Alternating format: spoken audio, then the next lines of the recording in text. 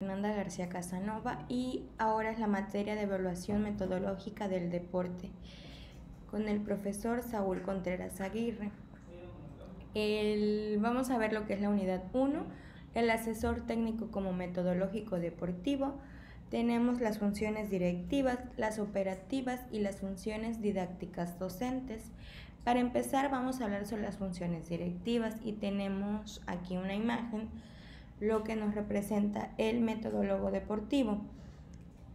Dice que supervisa el desarrollo de los atletas, elabora estadísticas del desempeño de los atletas, revisa los planes de entrenamiento, evalúa las competencias a las que asistirán los atletas, realiza estrategias para los atletas. Y bueno, tenemos como definición que es un profesional especializado de la ciencia, de la teoría y la metodología del entrenamiento deportivo. Esto quiere decir que es más que un profesor de educación física, no es la persona que constantemente está en cursos, en entrenamientos para poder ser él un metodólogo deportivo. Y nos dice que las funciones del metodólogo que hace, bueno, dependiendo de la corriente del pensamiento o formación escolar, encontramos una serie de actividades, unas más, unas menos. Analizar y proponer un programa de entrenamiento específico al atleta para que desarrolle sus aptitudes genéticas o adquiridas y se consolide en el alto rendimiento. Nos menciona que las funciones directivas han sido tratadas por la ciencia clásica del management como actividades grupales en ciertas tipologías. Un ejemplo de ello es la propuesta de Henry Fayol, para quien los directivos desarrollan 5 grupos de funciones: planifican, organizan, el mando, la coordinación y el control. Y bueno, estas son las funciones, las principales funciones directivas. Pero de este lado de la derecha tenemos que el metodólogo deportivo puede tener todas este tipo de actividades para que lo tengamos en mente. Es coordinar en el orden técnico metodológico todas las actividades de los entrenadores, profesores y deportistas, los talentos y de alto rendimiento. Proponen estrategias de desarrollo y competitivas de cada deporte, brindar asesoramiento y capacitación permanente, atender el desarrollo de actividades metodológicas, chequeo a la preparación del deportista, colectivos técnicos, revisión y aprobación de planes de entrenamiento y planes de enseñanza, preparación metodológica, evaluación y seguimiento deportivo, visitas de control y asesoramiento, intervenir en la elaboración de pronósticos competitivos, precompetitivos y evaluar el cumplimiento, evaluar el desempeño de entrenadores y profesores deportivos. Bueno, y estas son algunas de las funciones directivas en las que un metodólogo debe de hacer día a día. Ahora tenemos las funciones operativas y bueno, las operativas, como dice, es la operación, ¿no? Dentro de estas acciones, tareas o funciones del metodólogo deportivo debemos crear una especie de decálogo de buenas prácticas metodológicas. Y bueno, ¿qué es un decálogo? Bueno, es como un catálogo para una excelente y buena realización de labores y tareas de un metodólogo deportivo, independientemente del nivel de la organización deportiva en la que él trabaje, ¿no? Estas son algunas de las actividades: planear actividades, revisar y asesorar planes de entrenamiento, hacer seguimiento y control de planes de entrenamiento, velar por la implementación deportiva, supervisar el desarrollo de realizar visitas de seguimiento a entrenamientos, revisar los objetivos para competencias deportivas, seleccionar competiciones de acuerdo con el objetivo institucional, planificar la participación de las competiciones multideportivas, elaborar los pronósticos, expectativas de resultados, analizar participaciones y resultados, presentar informes finales de participaciones en eventos multideportivos, elaborar las fichas de incremento y decremento del atleta y realizar análisis del programa de atleta en excelencia. Bueno, aquí como lo podemos observar, son acciones más encaminadas a todo lo que es el deporte, ¿no? A prácticas, a seguimientos, a tiempos, a muchas cosas que el deportista o la persona a la que se le va a entrenar debe tener en cuenta para poder subir su funcionamiento mejorar tiempos, entre otras cosas.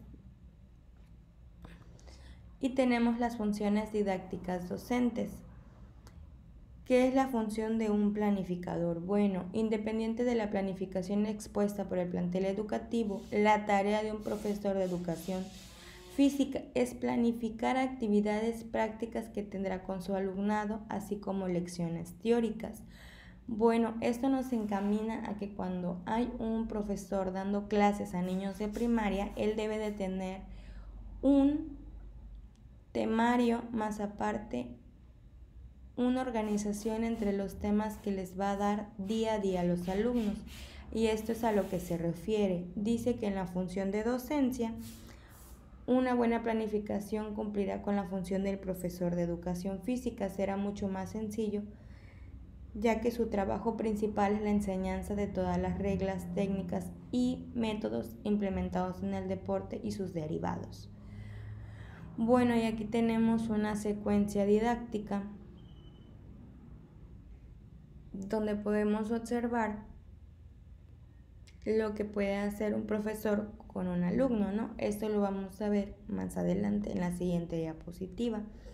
Y bueno, estas son algunas de las acciones que debe de hacer en las prácticas didácticas docentes. Dice que debe de tener un ambiente agradable. Obviamente se debe de propiciar un ambiente agradable entre que alumnos y maestro estén en sintonía, ¿no? Para no tener ningún arrebato. Y obviamente el maestro debe de tratar con cada uno de los alumnos, debe de ver sus actitudes para poder exigirles. Esta es la orientación de la atención. En este momento deben estar atentos a las indicaciones del profesor, ya que el docente debe de ser capaz de captar el interés del alumno en el tema que se desarrolla. Los alumnos deben tener en claro qué está aprendiendo, cómo se está haciendo y qué resultados se esperan de dicha clase. La recapitulación o reposo puede ser cada 10, 15, 20 o media hora mediante técnicas activas. Explora qué se está aprendiendo para luego reforzar los aprendizajes de manera visual y agradable. Bueno, y tenemos esta imagen, ¿no? Donde es recapitulación o repaso, orientación de la atención, ambiente agradable, reflexión, evaluación, interacción social positiva y el procesamiento de la información. Es una parte más agradable, pero bueno, más grande, pero al final de todo esto es una espiral, ya que todo se debe de cumplir. Tenemos el procesamiento de la información, donde el estudiante entra en contacto con los contenidos conceptuales o procedimentales con cierta actitud. Y ya tenemos la interdependencia social positiva, ¿no? Que es la que se presenta aquí. Los estudiantes socializan los aprendizajes logrados hablando o demostrando sus experiencias, ¿no? Destrezas y conocimientos. Es como si ponemos a un alumno a hacer un brinco, ¿no? Esos saltos en los que el alumno puede llegar hasta 1 metro, 1,10 m, 1,30 m. Y esto lo hablo como experiencia, porque yo cuando iba a la primaria nos ponían a hacer saltos, ¿no? Y obviamente había personas que podían obtener un salto más largo, ¿no? Y esas eran las personas en el que el maestro de educación física lograba que el alumno entrenara más. Está la evaluación, donde se valora la adquisición del desarrollo o capacidades, si es permanente o no, conjuntamente con la retroalimentación de todo lo que se ha logrado el alumno o la persona en la que se esté enfocada. Y está la reflexión, es el momento que se dedica para que el alumno identifique, evalúe y proyecte los aprendizajes logrados. A este momento también se llama sentido, metacognición y transparencia de la experiencia del aprendizaje. Indirectamente el profesor evalúa su actuación docente como estrategia del aprendizaje. Y hasta aquí llegan las prácticas docentes, ¿no? Si nos damos cuenta, todo es encaminado a qué se puede estudiar después que tú tengas una educación física, ¿no? Puedes tomar cursos o puedes ser un metodólogo deportivo. Muchas gracias. Eso es todo por mi parte.